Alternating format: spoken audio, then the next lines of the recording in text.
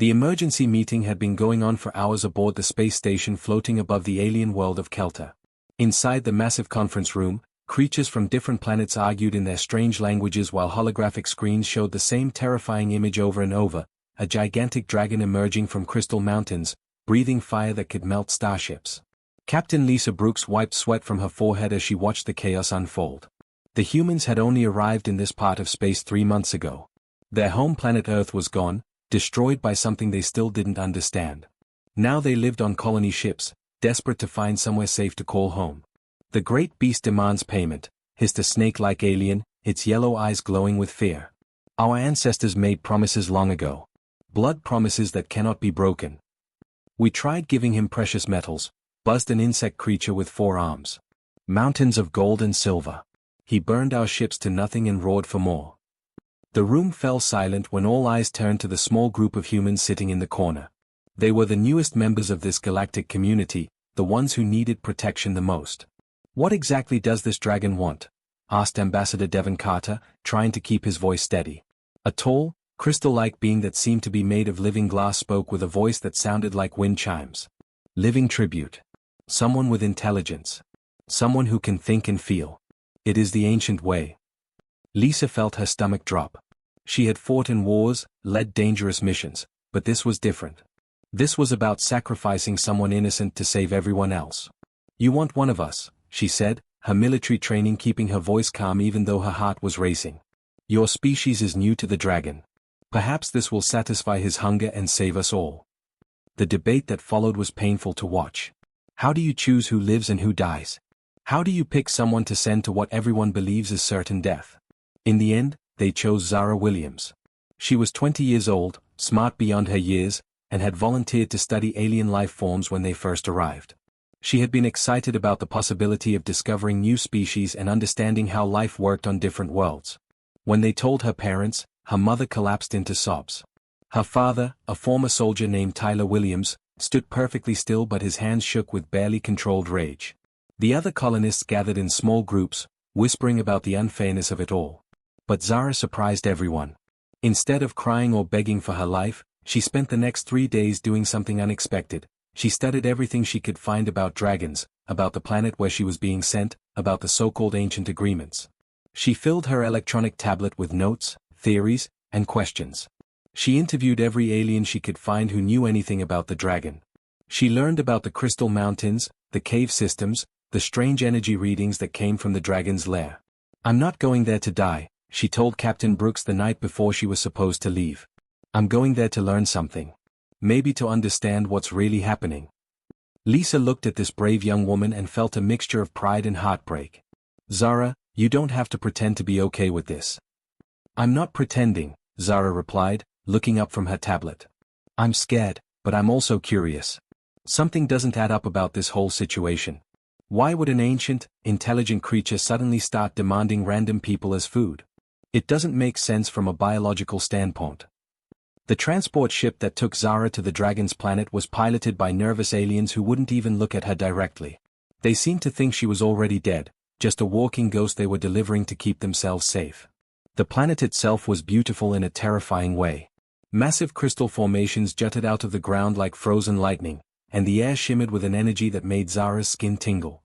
The dragon's cave was carved into the largest crystal mountain, its entrance big enough to fly a spaceship through. The alien pilots dropped her off as quickly as possible and flew away without saying goodbye. Zara stood alone at the mouth of the cave, carrying only a backpack with supplies and her tablet full of research. She took a deep breath, shouldered her pack, and walked into the darkness. Behind her, she heard a sound like grinding stone as the cave entrance sealed itself shut. There was no going back now. But Zara Williams wasn't planning on going back. She was planning on discovering the truth, whatever that might be. The caves were nothing like Zara had imagined from the scary stories the aliens told. Instead of dark, rough tunnels filled with bones and treasure, she found herself walking through corridors that looked almost magical. The walls were made of smooth crystal that glowed with soft, warm light from within. It felt more like walking through a palace than a monster's den. The air was surprisingly pleasant, carrying a sweet scent that reminded her of vanilla and cinnamon mixed together. Her footsteps echoed softly as she moved deeper into the mountain, following passages that seemed to have been carved with incredible precision. Strange symbols covered the walls, shifting and changing patterns that hurt her eyes if she stared too long. Zara pulled out her tablet and started taking pictures of everything. As a xenobiologist, she had trained herself to observe and document, even when she was terrified. And despite her brave words back on the station, she was definitely terrified. But she was also fascinated. After walking for nearly 2 hours through the twisting passages, she entered a chamber so vast that her tablet's flashlight couldn't reach the ceiling. The walls curved up and disappeared into darkness, and the floor was covered with what looked like carefully arranged furniture sized for someone much larger than a human. That's when she heard the voice. "You examined those wall markings with great interest, young visitor." Zara spun around so fast she nearly dropped her tablet. The voice had been deep and rumbling, like distant thunder, but it had spoken in perfect English with what sounded almost like an old professor's accent. "Who's there?" she called out, trying to keep the fear out of her voice. "I apologize for startling you. It has been so long since I had a guest who showed curiosity rather than terror." A massive shape began to emerge from the shadows at the far end of the chamber. At first, Zara thought it was a moving mountain. Scales the size of dinner plates caught the crystal light, colored deep blue-black with streaks of silver. The creature moved with surprising grace for something so enormous, and when it finally came into full view, Zara had to sit down on a nearby rock to keep from falling over. The dragon was real. Not just real, but magnificent in a way that made her forget to breathe. His head alone was larger than her family's living quarters back on the colony ship. But it wasn't his size that shocked her the most, it was his eyes. They were golden and intelligent, filled with what looked like curiosity and even kindness. "You're not what I expected," Zara managed to say.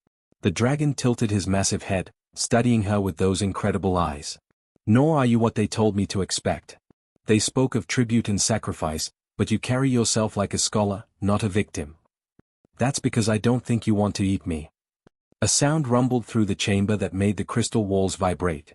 It took Zara a moment to realize the dragon was laughing. Very perceptive. "What gave me away?" Zara pulled up her research on the tablet, her fear beginning to fade as her scientific curiosity took over. "Lots of things. The tribute schedule doesn't match typical predator feeding patterns. The materials they've been bringing you all contain specific rare elements that have nothing to do with nutrition. And the timing of your demands always coincides with certain astronomical events." The dragon's eyes widened with what looked like surprise and perhaps even delight. "You studied the pattern of requests." "I studied everything I could find. Including fragments of the original agreements your people made with us thousands of years ago. They weren't tribute contracts at all, were they?" The dragon lowered his enormous head until his eyes were level with hers, and Zara could see ancient wisdom and terrible loneliness in their golden depths. "What is your name, young scholar?" "Zara Williams." "I am called Thorek. And you, Zara Williams, are the first being in over 1,000 years to see through the deception that has kept this sector safe." As Thorek shifted position to make himself more comfortable for what appeared to be a long conversation, Zara noticed something that made her gasp. Along his left side, a series of wounds glowed with an ugly purple light. The injuries looked infected, and she could see they were causing him constant pain. "You're hurt," she said, her medical training overriding her awe. "For many decades now. It is why I have been less diplomatic in my recent communications with the other species." Zara stood up and moved closer, pulling out the basic medical supplies from her pack. "What attacked you?" Thorek's expression grew dark and serious. "Advanced scouts from something your people encountered before, the creatures that destroyed your birth world. They have found this sector, Zara Williams. And I am no longer strong enough to protect everyone alone." The weight of his words hit her like a physical blow, but instead of despair, Zara felt something else growing inside her chest, determination. The same stubborn human refusal to give up that had gotten her species this far. Zara had been working on Thorek's wounds for hours, using the dim glow of bioluminescent moss that grew in patches throughout the cave. Her small medical kit seemed ridiculously inadequate for treating a creature the size of a building, but she was doing her best to clean the infected areas and apply what antiseptic she had. "The pain is lessening," Thorek admitted as she carefully extracted another shard of what looked like crystallized darkness from a deep gash along his ribs. "Your touch is gentle for someone from a warrior species." Zara paused in her work, looking up at the ancient dragon. "We're not all warriors, you know.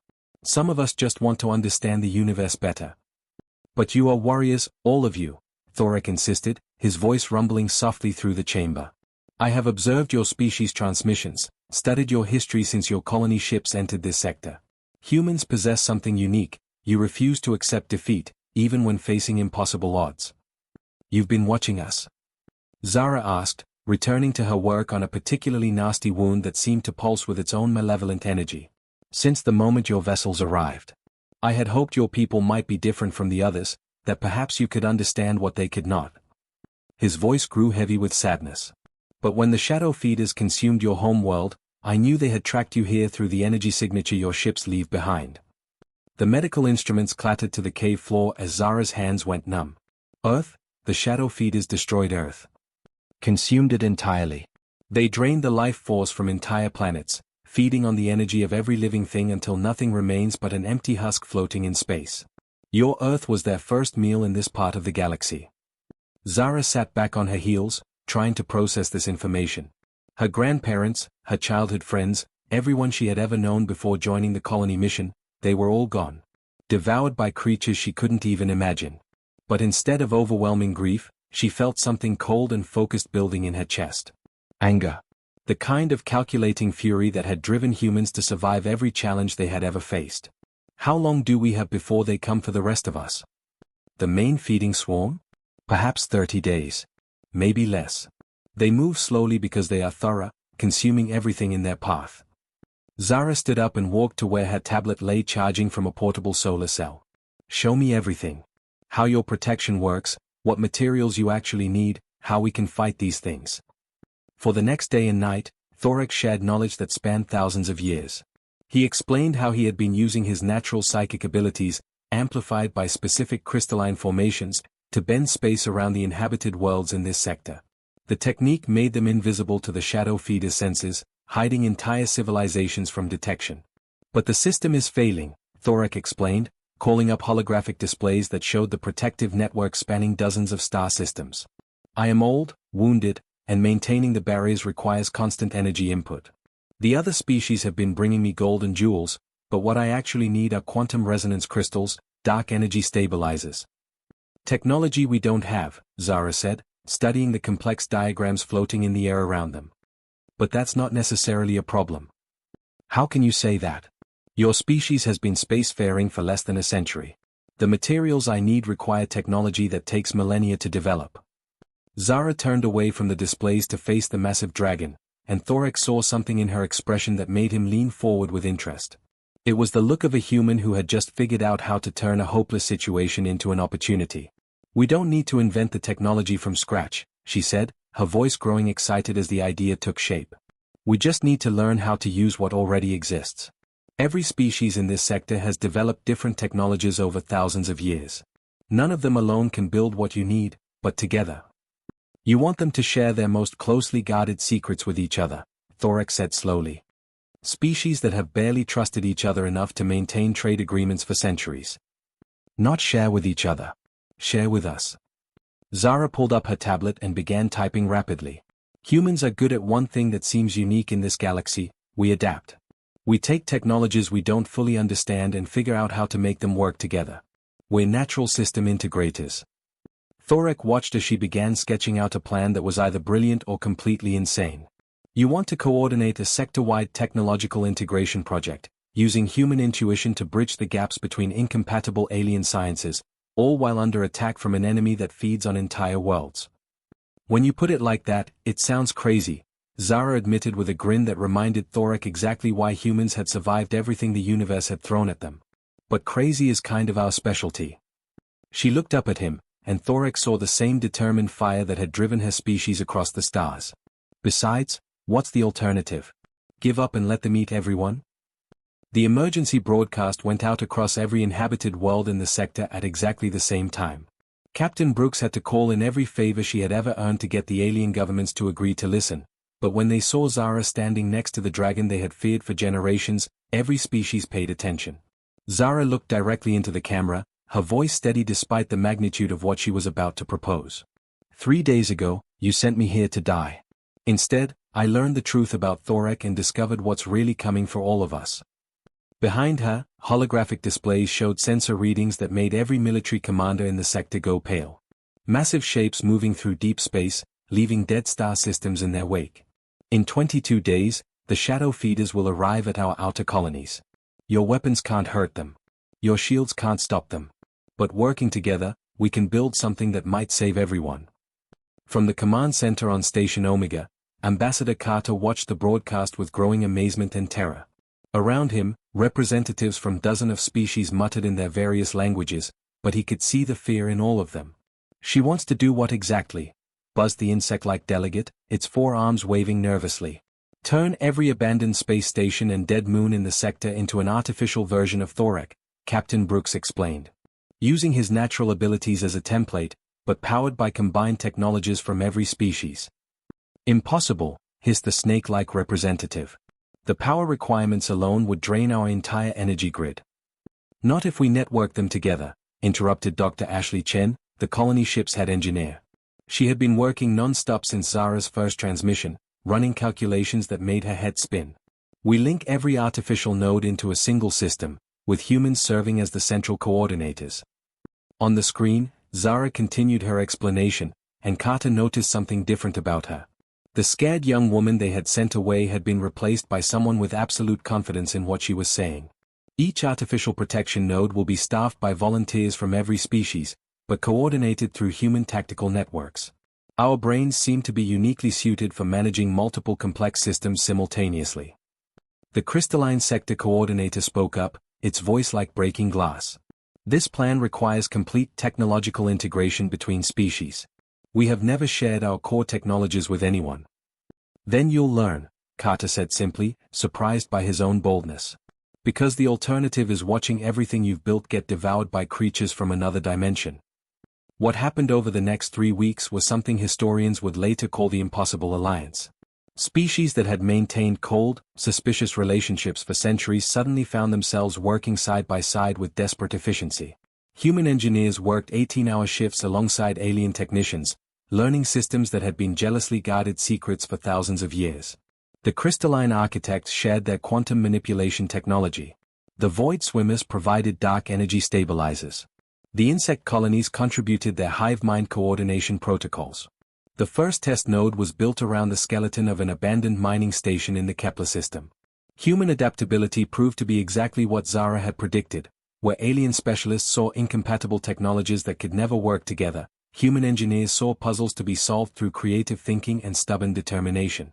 Commander Jake Rodriguez coordinated the first successful test from the station's rebuilt command center. "Node Alpha is online," he reported to Zara, who was managing the entire project from Thorak's cave. "Quantum field generation at 60% of Thorak's natural output." "Excellent," Zara replied, studying the holographic displays that now filled most of the dragon's main chamber.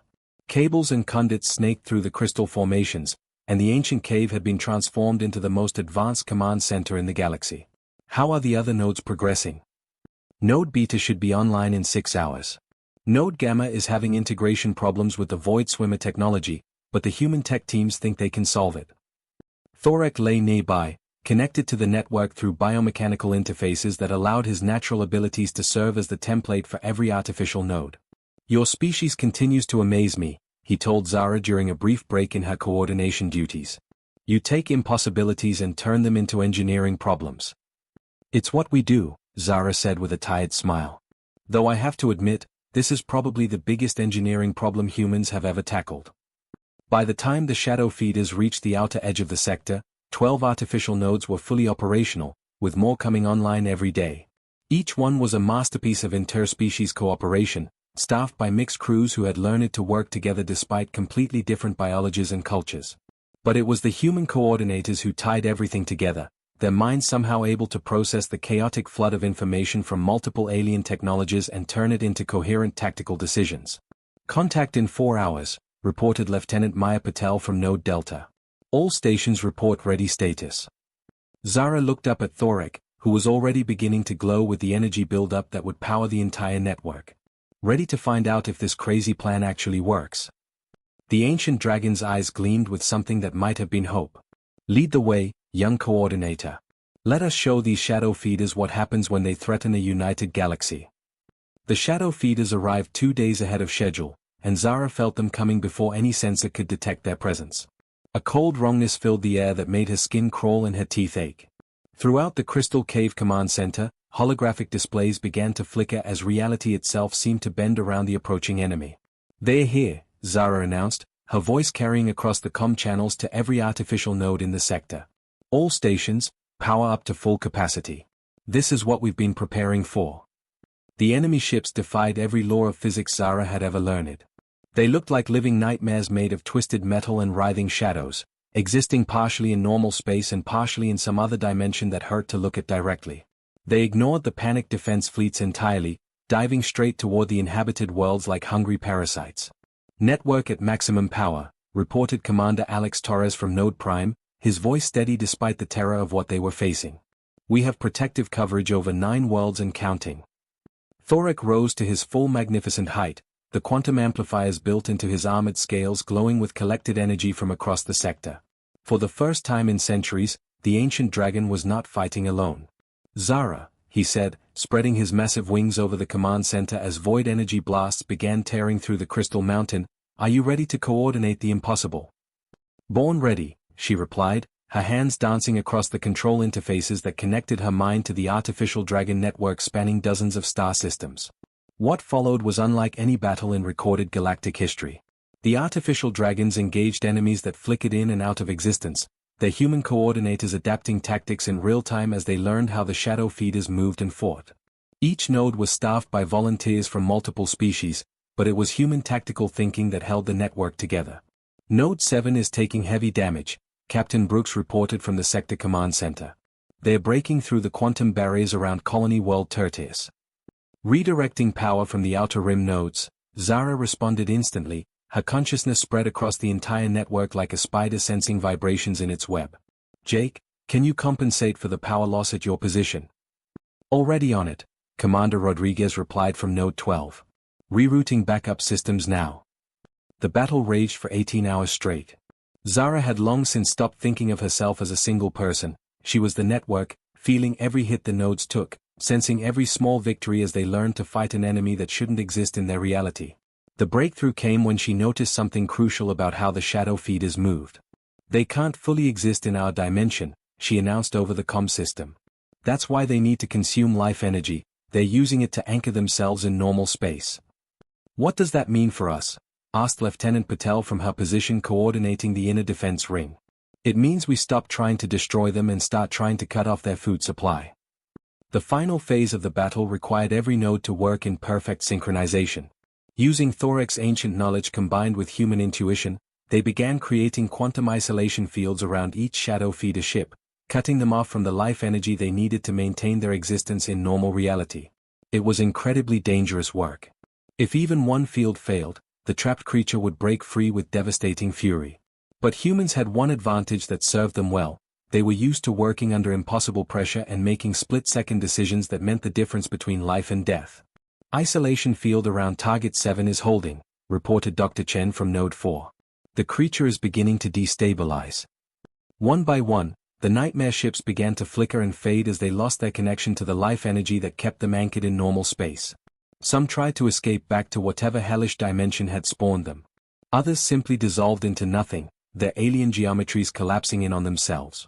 When the last shadow feeder vanished from the sensor screens, the sector fell completely silent for several heartbeats.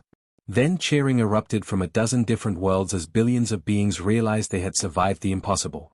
Thorek lowered his protective wings and looked down at Zara, who had collapsed in her command chair as the mental strain of coordinating the network finally caught up with her. "It is finished, young coordinator. The sector is safe." Zara managed a tired smile. "For now. But they'll probably send more eventually, won't they?" "Perhaps. But when they return, they will find something they have never encountered before, a united galaxy that knows how to fight as one." 6 months later, the Crystal Cave had become the headquarters of what was now called the Dragon Alliance. Species from across the galaxy were sending representatives, eager to join an organization that had proven it could stand against the ultimate predators of deep space.